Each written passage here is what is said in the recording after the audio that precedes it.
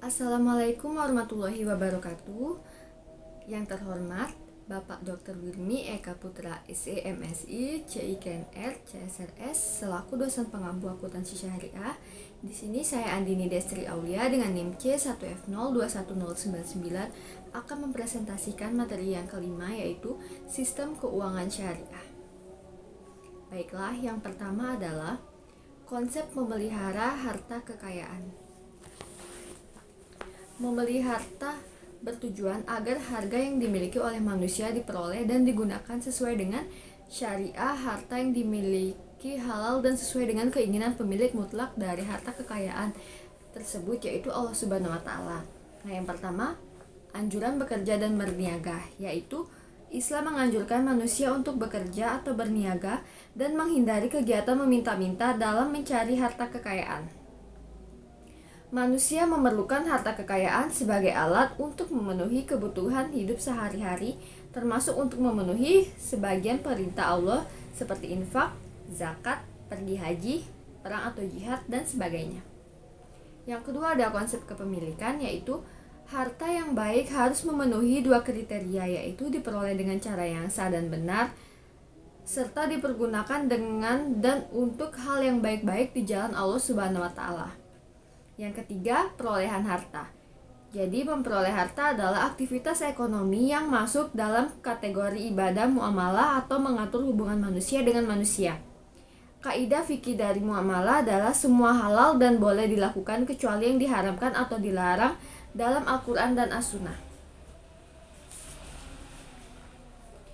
Yang keempat yaitu penggunaan dan pendistribusian harta, yaitu tidak boros dan tidak kikir, memberi infak dan sedekah, membayar zakat sesuai ketentuan, memberi pinjaman tanpa riba, meringankan kesulitan orang yang berutang. Yang kelima yaitu perolehan harta.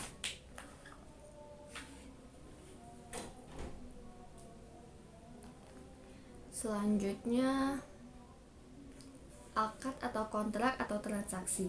Akad dalam bahasa Arab al-alaq, jamaknya al-uqud, berarti ikatan atau mengikat. Al-Arab.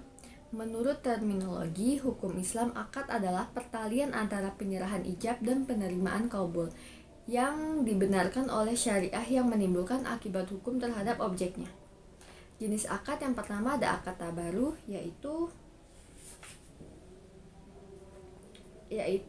perjanjian yang merupakan transaksi yang tidak ditunjukkan untuk memperoleh laba atau transaksi nirlaba.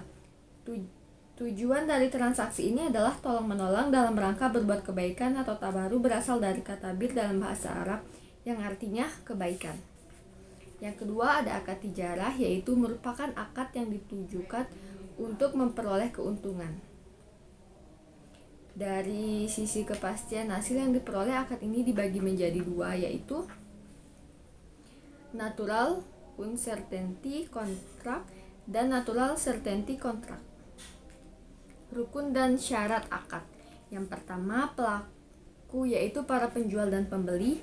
Yang kedua objek akad. Yang ketiga ijab kabul. Transaksi yang dilarang. Hukum asal dalam muamalah adalah semuanya diperbolehkan kecuali ada ketentuan syariah yang melarangnya. Larangan ini dikarenakan beberapa sebab, antara lain dapat membantu berbuat maksiat atau melakukan hal yang dilarang Allah, adanya unsur penipuan, adanya unsur menzalimi pihak yang bertransaksi, dan sebagainya. Dasar hukum yang dipakai dalam melakukan transaksi bisnis terdapat dalam Al-Quran surat An-Nisa ayat 29. Dengan tidak terpenuhinya barang yang dilarang Allah sebagai objek akad, berarti semua aktivitas bisnis yang terkait dengan barang yang dilarang Allah adalah haram karena tidak memenuhi rukun sahnya suatu akad. Nah, jadi selanjutnya itu transaksi yang dilarang. Hal yang termasuk transaksi yang dilarang adalah sebagai berikut. 1. Semua aktivitas bisnis terkait dengan barang dan jasa yang diharamkan oleh Allah. Yang kedua ada riba. Yang ketiga penipuan.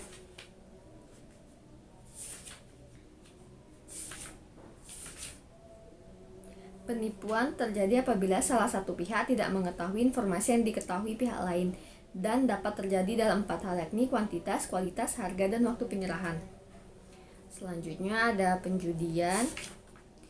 Penjudian atau maisir yaitu memperoleh sesuatu untuk mendapatkan keuntungan dengan sangat mudah tanpa kerja keras. Selanjutnya ada goror. Goror yaitu transaksi yang mengandung ketidakpastian.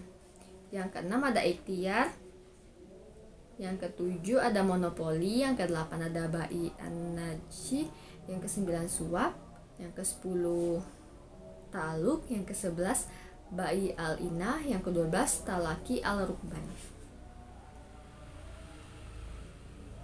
Prinsip sistem keuangan syariah. Filosofi sistem keuangan syariah bebas bunga atau larangan riba tidak hanya melihat interaksi antara faktor produksi dan perilaku ekonomi seperti yang dikenal pada sistem keuangan konvensional, melainkan juga harus menyeimbangkan berbagai unsur etika, moral, sosial, dan dimensi keagamaan. Untuk meningkatkan pemerataan dan keadilan menuju masyarakat yang sejahtera secara menyeluruh akibat penjualan ataupun pinjaman. Berikut adalah prinsip sistem keuangan Islam sebagaimana diatur melalui Al-Quran dan Sunnah. Yang pertama ada pelarangan riba. Yang kedua ada pembagian risiko. Nah, pembagian risiko ini merupakan konsekuensi logis dari pelarangan riba yang menetapkan hasil bagi pemberi modal di muka. Sedangkan melalui pembagian risiko, maka pembagian hasil akan dilakukan di belakang yang besarnya tergantung dari hasil yang diperoleh. Selanjutnya yaitu ada tidak menganggap uang sebagai modal potensial. Selanjutnya larangan melakukan kegiatan spekulatif. Kemudian kesucian kontrak, aktivitas usaha harus sesuai syariah.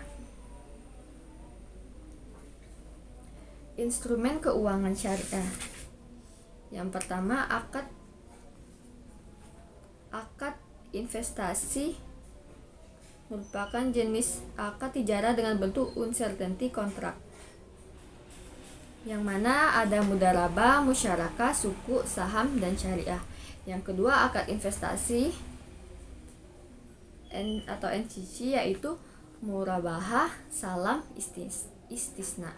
Yang ketiga ada akad lainnya yaitu ada syar, wadiah, qardul hasan, wakalah, kafalah, hiwalah, dan ran. Baiklah, inilah penyampaian materi dari saya tentang sistem keuangan syariah. Mohon maaf jika ada salah kata dan kurangnya. Saya akhiri. Wassalamualaikum warahmatullahi wabarakatuh.